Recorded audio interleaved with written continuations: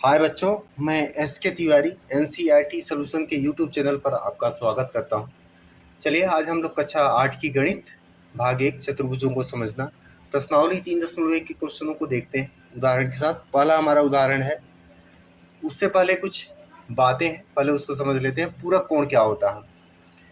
पूरक कोण की बात करें अगर, तो अगर दो कोणों का योगफल जैसे कोण 1 है और कोण 2 है, इनका योगफल कितना हो जाए आपका 90 डिग्री हो, तो कोण 1 कोण 2 का क्या होगा? पूरक। तब कोण 1 क्या होगा? कोण 2 का पूरक होगा। समपूरक कोण क्या होते हैं? जब दो कोणों का योगफल कितना हो जाए? 180 डिग्री हो। कितना हो? पूरक में 90 और इसमें कितना होना चाहिए? 180। अगले बात करते हैं, सबको हम थोड़ा थोड़ा निगाहों से देख रहे हैं, सरसरी निगाहों से, ताकि क्वेश्चन को हल करने में आसानी हो। इन सभी के वीडियो आप कक्षा 7 की प्लेलिस्ट में देख सकते हैं। आसन्न कोण क्या होते हैं? आसन्न कोण और आसन्न भुजा दो चीजें होंगी, मिलेंगी आपको। अगर हम बात करें, जैसे एक लाइन सीधे खींच दिए और इस लाइन पर एक कोण इधर बने और दूसरा कोण आपका इधर बने, तो ये जो दो कोण बनेंगे ये क्या बनेंगे? आसन्न कोण बनेंगे। एक ही भुजा पर दोनों कोण बने तो क्या बोलेंगे? ये आसन्न कोण होंगे। और आसन्न भुजाएं क्या होंगी? ये वाली भुजा इस भुजा की क्या होगी? आसन्न होगी। ये वाली भुजा इस भुजा की क्या होगी? आसन्न होगी। या कह सकते हैं ये भुजा इस भुजा के आसन्न होगी। यानी भुजाएं आपस में सटी होनी चाहिए, जैसे कोण के एक एंगल सटे हुए। सम्मुख कोण की बात करें, जैसे अगर हम चतुर्भुज ले लें, इस चतुर्भुज में सामने के कोण, ये कोण इसका सम्मुख होगा और ये कोण इसका सम्मुख होगा। इस बात को आप ध्यान दीजिए कि सम्मुख कोण क्या होते हैं। सम्मुख भुजाएं भी होती हैं। सम्मुख कोण होते हैं तो सम्मुख क्या होती है? आपकी भुजा भी होती है। सम्मुख भुजा क्या होती है? सामने सामने की भुजाएं। जैसे इधर की भुजा इस भुजा की क्या होगी? सम्मुख होगी। और ऊपर वाली भुजा नीचे भुजा की क्या होगी? सम्मुख होगी। अगला है हमारे पास शीर्षाभिमुख कोण क्या होते हैं? अगर हम ऐसे दो रेखाएं प्रच्छेद कराएं तो ये कोण इस कोण का क्या होगा? शीर्षाभिमुख होगा। और ये कोण इस कोण का क्या होगा? शीर्षाभिमुख होगा। और दोनों कोण जो शीर्षाभिमुख कोण होंगे आपस में क्या होते हैं? बराबर होते हैं। शीर्षाभिमुख कोण समझ में आया होगा आपको। लीनियर पेयर एंगल या रैखिक युग्म कोण किसे कहते हैं? रैखिक युग्म कोण भी कह सकते हैं, रैखिक युग्म भी कह सकते हैं। अगर मान लीजिए कोई एक रेखा सीधी जा रही है और इस पे कोई अगली रेखा बीच में निकल जाए, तो यानी इस रेखा के बीच पर ये देखिए, यानी यहाँ से यहाँ तक सीधी रेखा पर बीच में चाहे जितना बने, इन दोनों कोणों का योगफल कितना होगा? हमेशा 180। तो रैखिक युग्म क्या होते हैं? यही होते हैं। यानी ये कोण और इसमें बीच में और भी कोण हो सकते हैं, तो तीन कोणों का योगफल हो जाएगा। यानी कहने का मतलब ये है कि सीधी रेखा पर बीच में अगर कोई काटे तो इनके बीच का जो भी जितना एंगल होगा, ये पूरा यहाँ से यहाँ तक, ये क्या होता है? आपका रैखिक युग्म होता है। इसमें चाहे जितनी भुजाएं आपकी मिल जाए। अगली बात करते हैं हम, एकांतर कोण क्या होता है? एकांतर कोण दो प्रकार के होते हैं। अगर समांतर रेखाएं इस तरह से जा रही हैं आपकी, अब बीच से कोई लाइन ऐसे काट दे, तो ये देखिए ये वाला कोण इस कोण के बराबर होगा एकांतर बाह्य कोण से। ये कोण इस कोण के बराबर होगा एकांतर बाह्य कोण से। और ये वाला कोण आपका इस कोण के बराबर होगा एकांतर अंतः कोण से। दोनों क्या है? अंतः कोण, एकांतर अंतः कोण। और ये कोण इस कोण के बराबर होगा एकांतर अंतः कोण से। तो इन बातों को आपको रिवाइज करवाना था हमको, कक्षा 7 की क्लास में दिया हुआ है सब चीजें, एक बार रिवीजन करवा दी है आपका। अब चलिए चलते हैं कुछ सवाल पर। उदाहरण नंबर 3 है, समांतर चतुर्भुज पी क्यू आर एस का परिमाप ज्ञात कीजिए। परिमाप, समांतर चतुर्भुज का परिमाप ज्ञात कर सकते हैं कैसे? समांतर चतुर्भुज का परिमाप, किसी भी चतुर्भुज का परिमाप क्या होता है? सभी भुजाओं का योगफल अगर कर दें तो परिमाप होता है। या तो क्या कर सकते हैं? 2 + L + वृत्त, ये कर दीजिए। तो 2 × 12 + कितना हो जाएगा? 7। और सेंटीमीटर है तो सेंटीमीटर। 12 7 कितना होता है? 19। 19 × 2 हो जाएगा और आगे सेंटीमीटर लिखा रहेगा। 19 दूना 38, 38 सेंटीमीटर इसका परिमाप होगा। अगला क्वेश्चन देखते हैं हम। उदाहरण नंबर 4 है हमारे पास। आकृति 3.20 में दिया हुआ BEST एक समांतर चतुर्भुज है। जिसमें एक्स वाई जेड के मान ज्ञात करना है। एक्स का मान क्या होगा?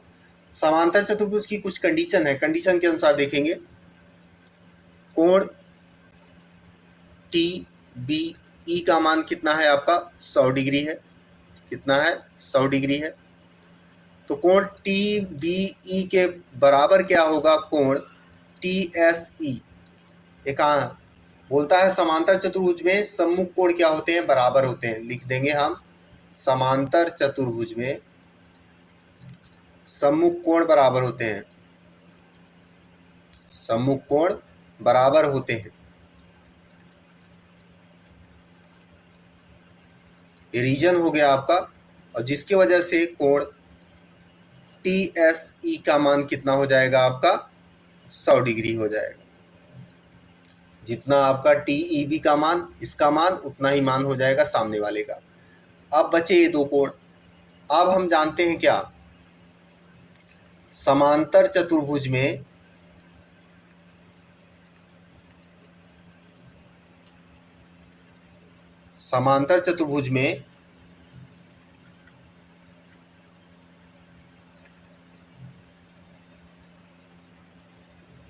आसन्न कोण, समांतर चतुर्भुज में आसन्न कोण, ये देखिए थोड़ा सा पेज पलट गया था हमारा। समांतर चतुर्भुज में आसन्न कोण का योगफल कितना होता है? 180 डिग्री। तो कोण टी बी ई प्लस कोण बी ई एस का योगफल कितना होगा? 180 डिग्री। और ये क्यों? आसन्न कोण की वजह से। तब इसका मान कितना दिया है आपका? 100 degree plus b e s का मान कितना दिया है आपका? 180। इन दोनों का योगफल। तो करेंगे हम काम, बी ई एस लिखेंगे और उधर 100 को ले जाएंगे, घटा देंगे। तो 180 माइनस क्या हो जाएगा आपका? 100 डिग्री। 180 में से 100 घटाएंगे तो कितना बचेगा हमारे पास में? 80 डिग्री। तो कोण बी ई एस का मान कितना निकला हमारे पास में? 80 डिग्री। ये देखिए आप, इसका मान निकला 80। अब ये देखिए यहाँ से यहाँ तक का जो कोण है वो क्या है? सीधी रेखा पर है। और एक क्यों है? कोण बी ई एस प्लस कोण बी ई, इसका कुछ नाम नहीं है तो इसका नाम क्यू दे दीजिए आप। बी ई क्यू बराबर कितना हो जाएगा? 180 डिग्री। और इसको बोल सकते हैं क्या? रैखिक युग्म से। रैखिक युग्म से हमने बोला रैखिक युग्म में दो कोणों का योगफल कितना होगा? 180 डिग्री। मतलब ये सीधी लाइन पर ही दोनों कोण बनेंगे। तो एक का मान निकल रहा है, एक का मान हमारा कितना निकला? बी ई एस का 80 डिग्री। तो यहाँ 80 रखिए प्लस बी ई क्यू करिए और बराबर 180 डिग्री करिए। कोण बी ई क्यू बराबर कितना हो जाएगा? 180 माइनस 80 डिग्री। तो घटा देंगे तो कितना बचेगा आपका? 100 डिग्री। अब हम खुद से जो जो क्वेश्चन पूछा था सबका आंसर दे सकते हैं। एक्स का मान हमने कितना निकाला? एक्स क्या है आपका? ई एस टी कह सकते हैं या टी एस ई कह सकते हैं। तो ये वाला निकला आपका एक्स का मान। एक इसका मान निकला एक्स का। जेड का मान हमारा क्या निकला? जेड का मान निकला बी ई एस। ये मान निकला किसका? कोण जेड का। और उसके बाद में वाई कोण का मान क्या निकला हमारे पास में? 100 डिग्री। तो इस तरह से हमने तीनों का मान निकाला। चलिए अगले क्वेश्चन पर चलते हैं। अगला क्वेश्चन है हमारा समांतर चतुर्भुज RING में। अब देखिए यहाँ पर बहुत अच्छी बात लिखी है, यम कोण R बराबर 70 डिग्री। मेजरमेंट बोल रहा है। एम का मतलब क्या है? मेजरमेंट से है। कोण R का मेजरमेंट, कोण R का माप कितना दिया हुआ है? 70 डिग्री। कितना दिया है? 70 डिग्री। तो सभी कोणों को ज्ञात कीजिए। अगर कोण R 70 है और एक ऐसा चतुर्भुज है समांतर चतुर्भुज, तो क्या बोल सकते हैं? कोण R प्लस कोण I बराबर कितना हो जाएगा? 180 डिग्री। और ये कैसे हो जाएंगे? कैसे कोण आपके हो जाएंगे? आसन्न कोण हो जाएंगे। कैसे हो जाएंगे? आसन्न कोण।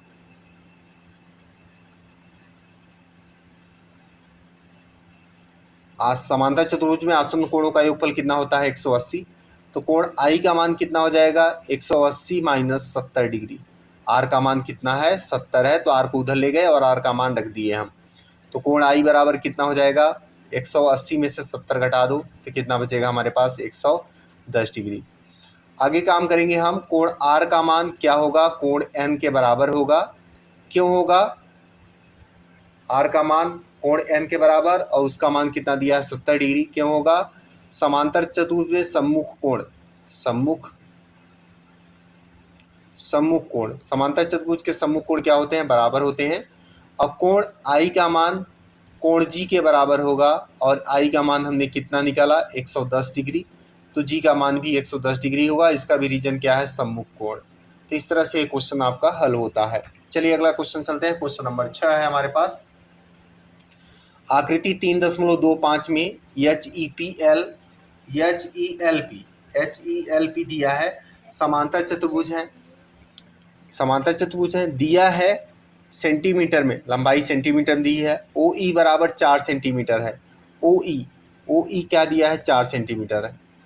O से लेकर E तक कितनी दूरी है आपकी, 4 सेंटीमीटर है।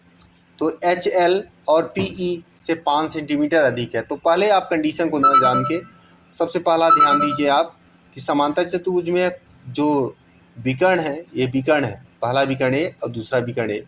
विकर्ण आपस में क्या करते हैं, एक दूसरे विकर्ण को बराबर दो भागों में बांट देते हैं। तो क्या हो जाएगा आपका, समांतर चतुर्भुज में OE का मान PO के बराबर होगा। क्यों, विकर्ण से, विकर्ण क्या कर रहे हैं, इसको बराबर दो भागों में बांट रहे हैं। तो OE का मान कितना है हमारे पास में, क्वेश्चन में दिया है, कितना दिया है 4 सेंटीमीटर। और PO का मान भी कितना हो जाएगा आपका 4 सेंटीमीटर।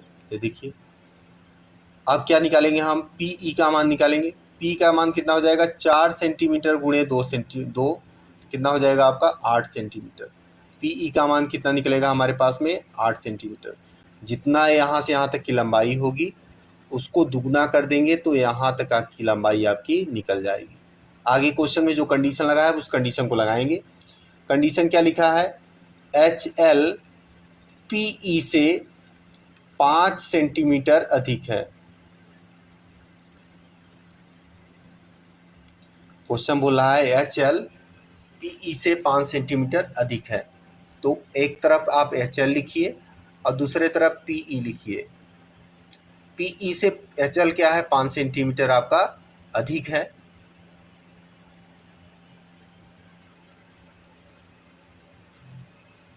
अब हम क्या काम करेंगे, HL में हम 5 को जोड़ देंगे।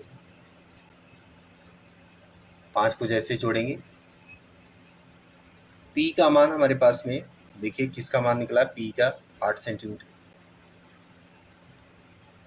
तो HL का मान क्या होगा, PE से बड़ा होगा। तो HL आप यहीं रहने दीजिए। चलिए हम लोग HL का मान निकालते हैं। कैसे मान निकालेंगे हम, सबसे पहला काम करेंगे, हम लिख सकते हैं HL बराबर PE। और क्या कह रहा है कि HL का मान PE से अधिक है, तो हम PE में क्या करेंगे, 5 को जोड़ देंगे। तो हमारे पास में PE का मान कितना दिया है 8 सेंटीमीटर प्लस 5 सेंटीमीटर, तो 8 5 कितना होता है 13 सेंटीमीटर। HL का मान हमारे पास निकल गया कितना, 13 सेंटीमीटर। आगे क्वेश्चन बोला है OH ज्ञात कीजिए। क्या ज्ञात,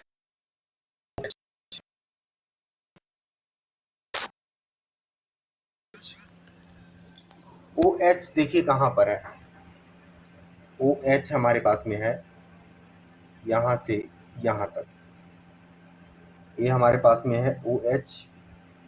तो OH बराबर कितना हो जाएगा आपका 1/2 13 यहाँ तक। और ये पूरा जो भाग है, इस पूरे भाग का आधा है OH।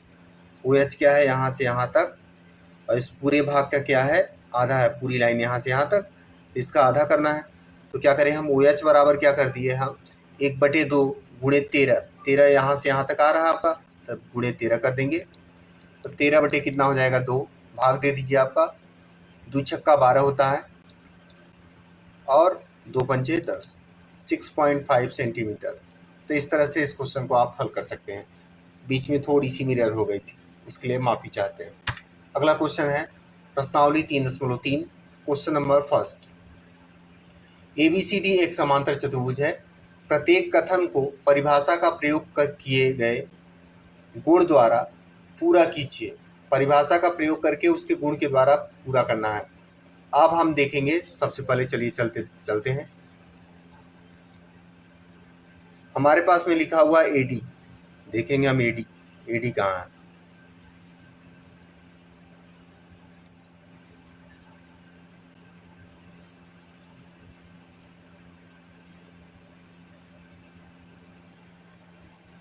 ये है हमारे पास में A, और ये क्या है आपके पास D।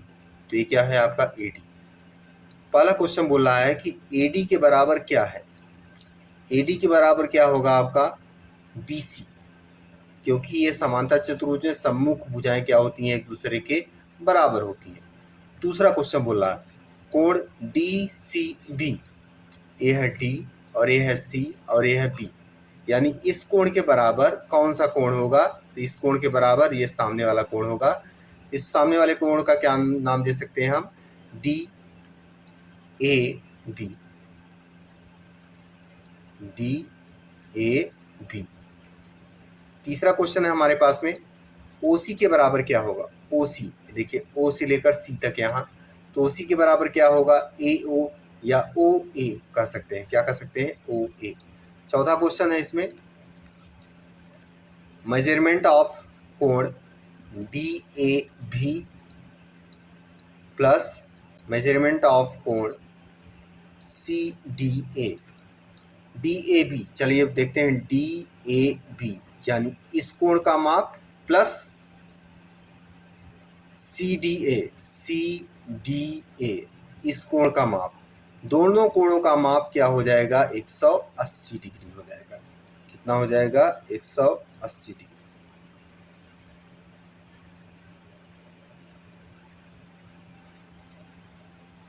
तो इस तरह से आज हमारा ये पार्ट 1 कंप्लीट होता है। और आप हमारे चैनल को सब्सक्राइब कीजिएगा, वीडियो को लाइक कीजिएगा। वीडियो देखने के लिए आपका बहुत बहुत धन्यवाद।